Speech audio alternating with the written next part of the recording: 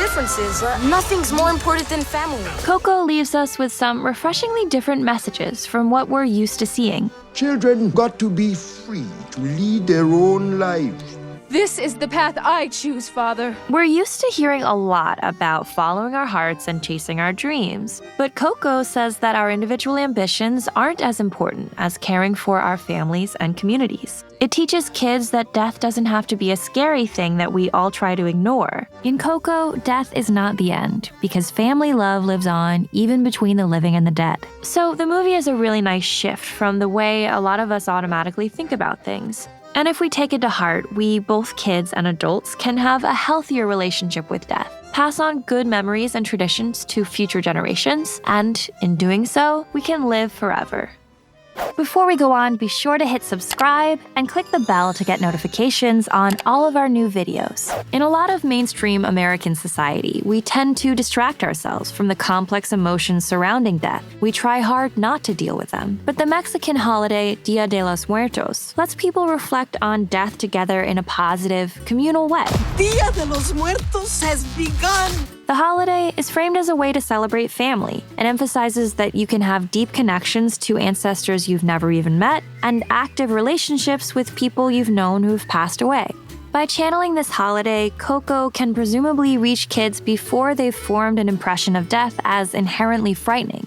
When Miguel meets his dead ancestors, briefly we get some intimidating music, Miguel is scared, and the skeletons are scared of him as well. Do you mind? But pretty quickly, his skeletal ancestors become funny and lovable. Coco is a sincere, moving portrait of unconditional love for family, both here and gone. Coco's themes of family are rooted completely in the same themes of family that are part of Dia de Muertos.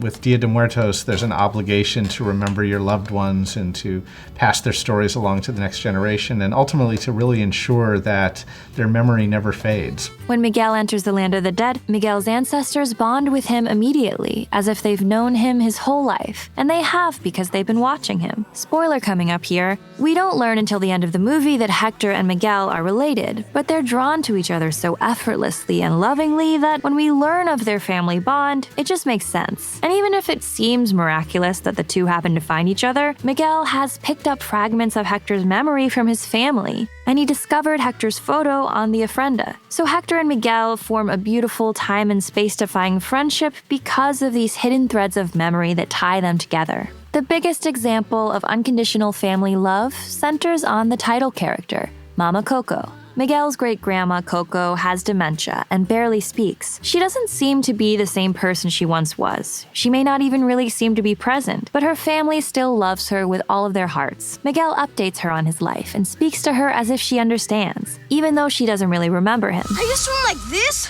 but now I run like this, it's just way faster. And while Coco isn't an active part of these conversations, her presence is felt and appreciated. She's a symbol of the strong connections we can have with family even when their minds are fading and even after they've left us altogether. As the eldest member of the Rivera family, the last living person who remembers Hector, Mama Coco is the bridge between the living and the dead. She turns out to be the key to the story because Miguel needs her to help remember her father to save Hector from the final death of being forgotten. When Coco shares her memories of her father's music, this keeps Hector alive for future generations and binds the whole living family stronger. At the end, when Coco finally passes over that bridge between the living and the dead, she's as much a part of the family as ever. So it speaks volumes that the movie is named after Mama Coco. The whole movie is a loving tribute to her spirit, which lives on in her family's memory. Keeping a family strong means caring for our elders and respecting them even when their minds are leaving them and when their bodies are gone. The message that love doesn't end when somebody dies is a great comfort to kids and all of us as we face losing loved ones. Coco also shows us that it's up to the living to keep the dead from disappearing. It's our responsibility to put our ancestors' pictures on the ofrenda and actively remember the dead. Coco makes the concept "they'll live on in our memories" literal. If someone's no longer remembered by any living people, they undergo the final death and disappear permanently. It's a little dark to think about the final death and being forgotten, but it also gives us some control. By remembering our family, we prevent them from ever going away. And if we want to live forever, we teach our kids to remember in the same way. The film uses De La Cruz to explore questions of legacy, how we want to be remembered, and the love of the public world versus family. Ernesto's legacy is vain, superficial, and fake. Sure, he's got lots of adoring fans who leave him offerings, but his connection to the living is shallow. He just wants to be worshipped like a god, whereas the other ancestors care about a two-way connection, keeping up an active relationship. They follow what's going on in their living relatives' lives. At the end of the movie, when De La Cruz is exposed for Hector's murder and his reputation is ruined, he's quickly rejected and forgotten by his fans. So this kind of superficial admiration from a distance is fragile and can suddenly be erased. Being remembered by your family and loved ones is a more valuable resource because they truly know you and pass on real memories of you. Even if they may be mad at you for all the things you've done wrong, your family won't forget you because they can't. When Miguel's family won't let him become a musician, our American individualist mindset leads us to assume this is going to be a story about his parents learning to accept his true calling. None of them understand me. I'm supposed to play music. We've seen it a lot before. Think Mulan. The greatest gift and honor is having you for a daughter. The Little Mermaid, Zootopia. If you don't try anything new, you'll never fail. I like trying, actually.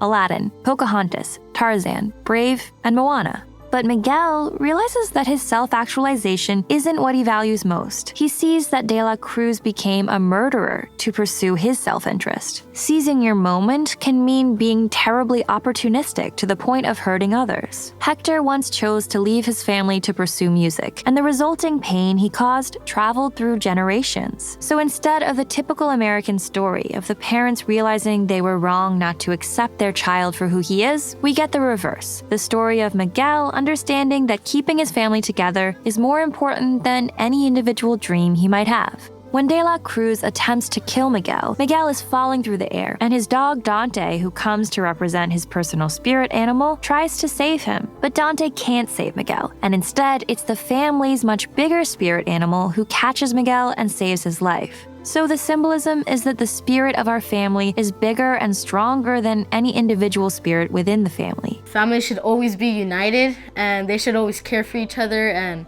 no matter what, and love each other no matter what. That's what I see in Miguel. Like, even though he gets mad at them, deep inside he still loves them and cares about them just like I do. In the end, Miguel doesn't have to give up playing music because for him and for his family, music isn't selfish the way it was for De La Cruz. I'm gonna be a musician! Music is a way to express a deep familial love. De La Cruz commodified the song Remember Me and turned it into a cheap plea to fans. Remember me. Though I have to say goodbye, remember me.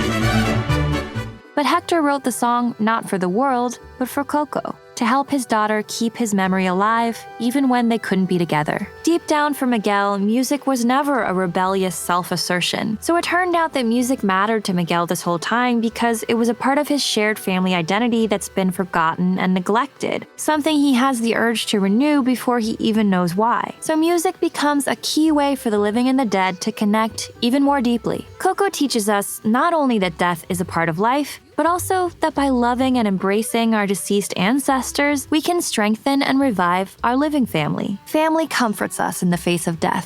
Here, have some more. No gracias. I mean, see? It represents the legacy that really matters, and it's the only thing that gives us a chance of being immortal. We don't know where we are.